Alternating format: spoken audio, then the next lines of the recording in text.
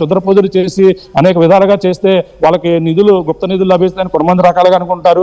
ఈ అమావాస్య మరి అనేక విధాలుగా కొంతమంది చెడు తలపడుతుంది, ఏదో ఒక ప్రమాదాలు పొంచి ఉంటుంటాయి. అమావాస్య అంటే చాలా జాగ్రత్తగా ఉండాలని కూడా చెప్పుకొస్తుంటారు. ఏ విధంగా నమ్మకాలు, మూఢనమ్మకాలు నమ్మేవారు కూడా అనేక మంది ఉన్న పరిస్థితులు ఉన్న నేపథ్యంలో మరి చూడాలి. మరి ఈ రోజు అమావాస్య నాడు ఏం జరగబోతుంది అనేది ఉత్కంఠత మాత్రం ఉండాలి, ప్రతి ఒక్కరిలో ఉందని చెప్పాలి. కళ్యాణ్.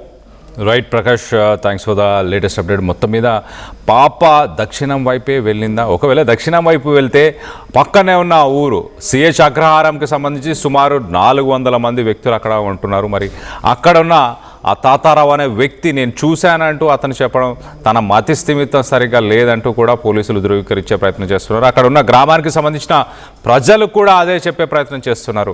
3 ఆకతాయిలు వచ్చారు. ఇప్పటిదాకా పోలీసులు సుమారు 10 మందిని ప్రాథమిక విచారణ చేశారు. కొంతమందిని ఇప్పటికీ కస్టడీలోకి తీసుకున్నట్టు తెలుస్తుంది.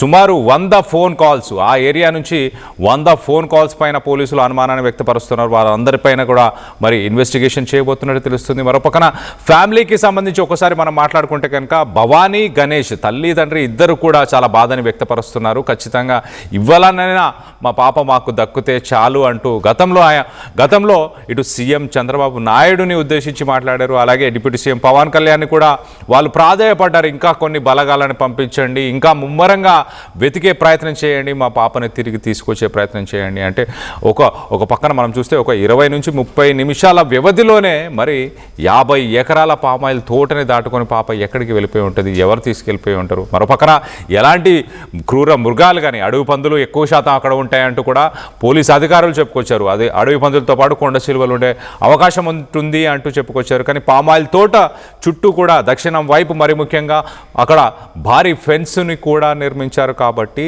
జంతువులు వచ్చే అవకాశం లేదంటూ పోలీసులు చెప్తున్నారు.